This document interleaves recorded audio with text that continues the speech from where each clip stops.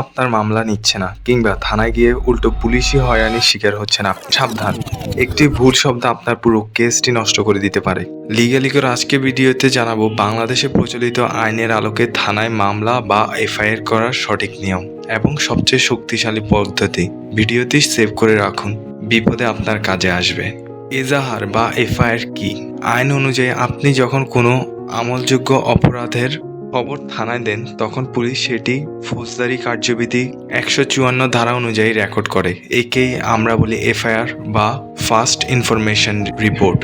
থানায় মামলা করার ধাপ: লিখিত অভিযোগ।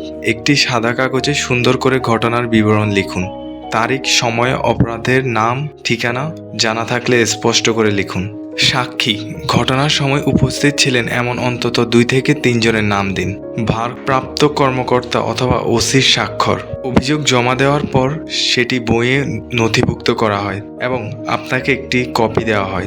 নিশ্চিত করুন সেখানে ওসির সিল এবং স্বাক্ষর রয়েছে। যদি পুলিশ মামলা নিতে অস্বীকার করে, অধিকাংশ মানুষ এখানেই ভয় পেয়ে যায়, কিন্তু আইন আপনার সাথে আছে। এসএসপি বা এসপি এর কাছে আবেদন করুন। যদি থানায় ওসি মামলা না নেয় তবে আপনি সরাসরি জেলা পুলিশ সুপার এসপি বরাবর ডাকযোগে বা সরাসরি লিখিত অভিযোগ পাঠাতে পারেন। সিআর মামলা: পুলিশ মামলা না নিলে আপনি সরাসরি আদালতে গিয়ে ম্যাজিস্ট্রেটের কাছে মামলা করতে পারেন। একে বলা হয় নালিশি মামলা বা সিআর কেস। ফৌজদারি কার্যবিধি 200 ধারা মোতাবেক ম্যাজিস্ট্রেট আপনার জবানবন্দি গ্রহণ করবেন।